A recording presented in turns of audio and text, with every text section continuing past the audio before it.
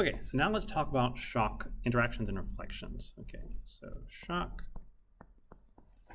interactions and reflections.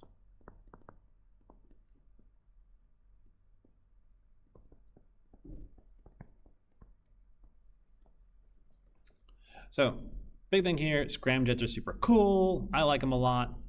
And if we're going to talk about scramjets, we need to talk about how they are going to start interacting. And just as a note, a lot of this is going to be qualitative, not qualitative, because there's a lot of crazy stuff that goes in here. So when we do quantitative stuff for shock reflections, it's going to be very simplified.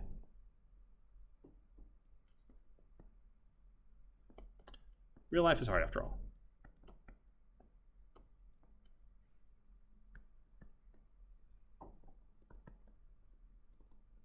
But we can do some problems that are simplified. Okay. So what is one of the simplified problems? Well, let's just do with it here. So what I'm going to have is, I'm going to have a wind tunnel, okay? That wind tunnel has a supersonic flow going through it. And then there's going to be some sort of deflection. Deflection is an angle theta, and I'm going to have a shock wave which comes off of that, and that's going to have a shock angle, if I can write my betas well, a shock angle beta. And this angle right here is also equal to that first beta. Then it is going to deflect, okay? It's going to deflect and go off from the wall. And when it deflects, I'm going to have a different angle, which I'm going to give this symbol right here, angle phi. If you're wondering what is my deflection angle there at the end, well, my flow is going like this initially. It turned to match the original flow, and it must turn again to go parallel to the flow once more. So this reflected shock, don't think of it as like a reflected sound wave or a reflected light. I mean, all those things are happening because nature says it has to, and in this case, it's also happening because nature says it has to. Just the reflected shock is there to move the flow away from the wall, okay?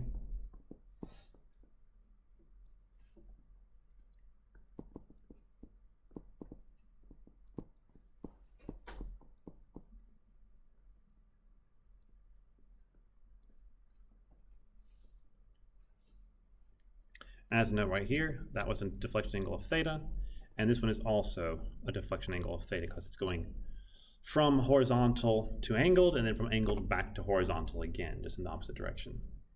So that's where it comes from. And we'll call this area right here 3, this area right here 2, and this area right here 1, and we'll have it. Now as a note, you probably realize that at some point that bottom wall right here would have to eventually turn away from the top wall, otherwise it's just going to intersect, right? When that happens, we have something called a Prandtl-Meyer expansion fan. We're just not showing it here because we don't know how to deal with that yet. So we're only dealing with the region before that, deflection happens, before that happens. Okay. So we're going to do, rather than me trying to explain everything here, we're just going to do a problem to really drive this home, okay? Drive this home for this particular scenario, because everything else I can just describe and tell you is qualitative. It's going to slow down as it goes from one shock wave through each shock wave. That's going to happen. But let's actually do some numbers, okay? We'll do some numbers to see this and really figure out how it works. Okay, so same scenario here, but let's say that we have a Mach number, let's see. So M1 is going to be equal to 3.6. I'm just going to get rid of this line. I'm probably going to be using up all that space there too. So this will be, M1 is going to be equal to 3.6. There you go. And my deflection angle is going to be equal to 10 degrees. Yeah, we'll stop after this example. And so we want to find the angle of that reflected shock. So we're going to find the angle phi. Cool? Now, the first thing you're going to have to do is go to your theta beta Mach diagram. Okay? We're going to do that a whole bunch because we need to know what is beta 1. Okay? So that's our first question here.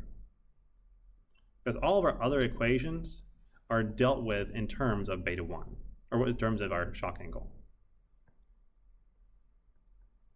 So to do that, we're going to go back to that equation, which, let's see here, I'm going to try to paste that in, Control V, and there we go, I've got it. Okay, the Mach number of 3.6, it's on the wrong one. Wait, no, I've got it here, there's 3.6. Woo. Okay, so this line right here is 3.6. Try my best to trace that, struggling a little bit. There we go. We have a deflection angle of 10 degrees, which is right about here. I am eyeballing this. Like, how are we gonna get the exact numbers if you're eyeballing it? Because I have the exact numbers in front of me. I'm doing this to show you how it works. And I go over, and that gives me 24 degrees, okay? So that's how I always do it. Like, anytime I'm doing a problem myself, I look at the answers in the textbook, solution manual. Or I go and I actually look at the diagram and I trace it and I work it out. As a teacher, I get to use that first option too. You don't, I'm just saying. Okay, so I found that beta is equal to 24 degrees, and that's how I can solve most of my other stuff. Okay, so zoom out here a bit, go back over. So from our theta beta Mach diagram, theta beta Mach, we get that beta is equal to 24 degrees. Good. And now we're going to plug that into all the equations I had before. So I know that my normal Mach number is equal to my original Mach number sine of beta. So it'd be equal to 3.6 sine of 24 degrees, which is equal to 1.464.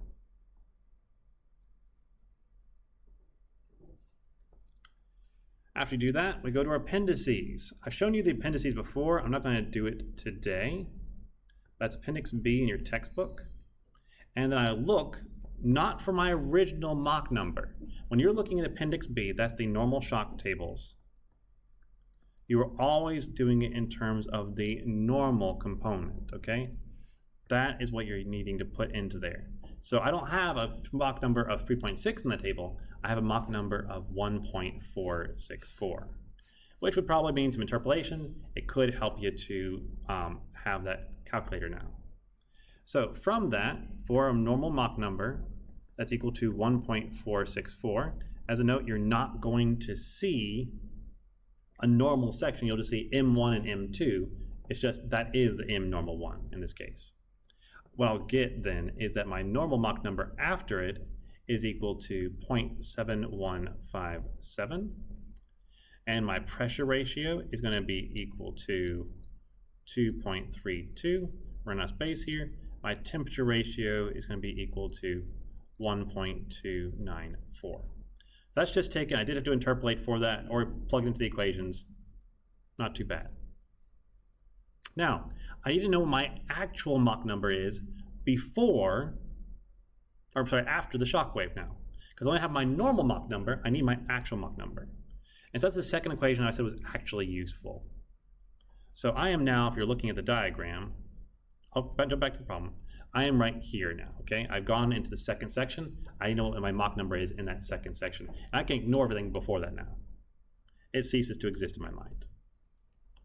So what I get then is that M2 is going to be equal to my normal Mach number after the shock wave over sine of my shock angle minus my deflection angle.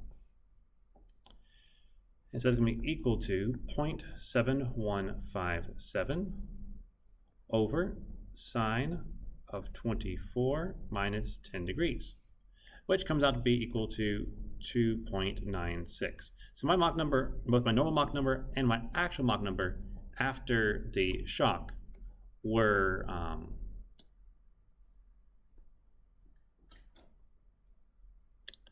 my normal Mach number was below 1, but my actual Mach number is well above 1. That's an important detail about oblique shocks. You can increase your pressure while still maintaining a supersonic velocity through an oblique shock wave. Okay, that's good to know. I'm going to need that information. Okay, so now I need to figure out what is this last angle. I want to find the angle phi. I'm going to go ahead and tell you that this angle phi is not equal to some beta 2. Okay, it's not.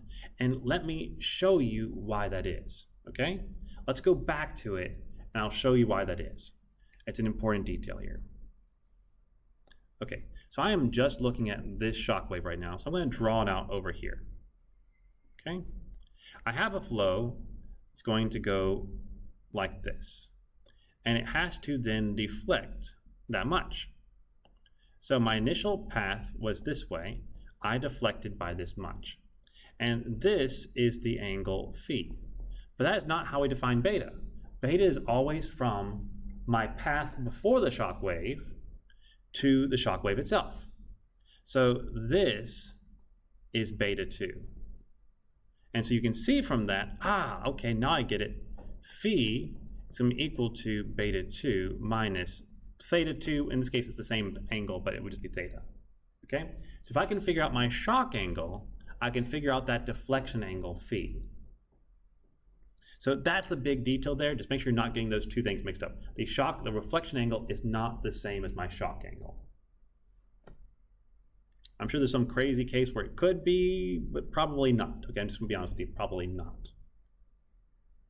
And sorry, that's a terrible, try again. There we go.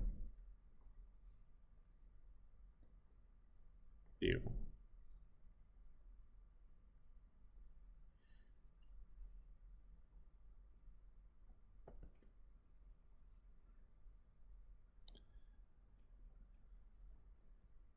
So since it's not equal to beta 2, but is instead equal to beta 2 minus theta, I then have to figure out what is my shock angle for this second shock wave. Remember, my Mach number has changed. So I have to go to the theta beta Mach diagram, and I have to use my Mach number, which is now equal to 2.96, and I have to use my theta, which is equal to 10 degrees, to figure out what is beta 2. So I'm going to do that with you again because I want you to get lots of experience in practicing this. Okay, lots of experience in practicing this. So we go back up here. I'm going to trace the rough, I'm going to do 3 because it's close enough. So this one right here is a 3. I think I stayed roughly on the line. I did. Okay, here is the 10 degree one. I go over, and I'm going to say that my beta 2 is equal to 27 degrees. Okay, beta 2 is equal to 27 degrees. Is that right? Yes, it's actually 27.3, but there's not any way you can tell better than like maybe a half. So 27.3 degrees. You can get an exact value if you plug it into a calculator and you use numerical methods to solve it, which is fine. Okay, which is fine. So now we need to find out what is our normal Mach number to this second shock wave. Okay, I had a normal Mach number to the first shock wave. Now I need to have a normal Mach number to the second shock wave, which is not hard to do. So I would say that mn2, as a note, these are not the same thing. I have mn2 after the first shock wave. This is mn2 before the second. Okay, I'm redrawing it again. There's my first shock wave. There's the second one. I have one mn2 right here. I'm now calculating this second one right here. Okay, that's what we're doing over here. It will be a different value. So it's going to be equal to m2 sine of beta 2, which is going to be equal to, let's see here, 2.96 sine of 27.3 degrees, which is 1 point. Plug in my calculator and we'll go from there.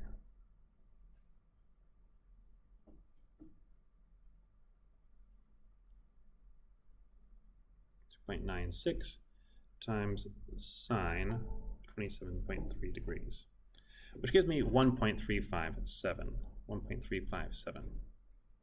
Okay, so that is mn2 for right before the second shock wave. And when I do that, I'm going to go once again to Appendix B, and from Appendix B, I will now find what the value is for my pressure ratios, my temperature ratios, and for my Mach number after the shock wave. So from that appendix, we find, writing on the board now for you, P2 over, oh, sorry, it's not P2 over P1, that is P3 over P2, because I'm going into the third section. That is 3 right here, that is 2 right here, that's 1 right there. So P3 over P2 is going to be equal to 1.991. That's for a normal Mach number that's equal to 1.357. And T3 over T2 is going to be equal to 1.229. And then finally, my Mn3 is going to be equal to 0.7572. Okay. So with that, I can finally solve for the last little details. So first off, I can solve for M3. So M3 is going to be equal to my normal Mach number 3 over sine of beta minus theta. So it'll be equal to 0.7572 over sine of 27.3 minus 10 degrees. Looks good. That would give me a Mach number of 2.546. So we are still supersonic even after going through all these shock waves. The last thing we might wonder is, well, what is my temperature ratio from beginning to end, and my pressure ratio from beginning to end? So P3 over P1 is going to be equal to P2 over P1 times P3 over P2. And I have both these values now, so I'm going to zoom out a little bit so I can pull it from earlier. And let's see, I got 2.32 there, okay. So that would be 2.32 times 1.991. What's that come out to be?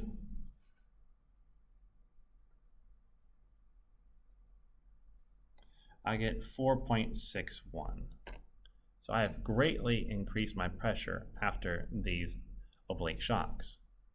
I can do the exact same thing for my temperature ratios now here. So T3 over T1 is equal to T2 over T1 times T3 over T2.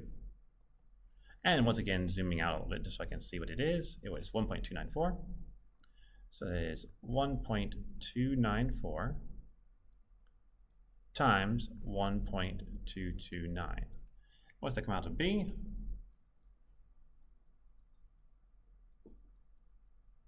It is equal to 1.59. Okay, so this is a fairly simplified example for how we can deal with reflected shocks, how we would find that reflection angle, and also hopefully give you a lot of experience in realizing what the shock angle is, what the deflection angle is, and what the difference is between those two things. So we'll quit it there for today. Thanks so much.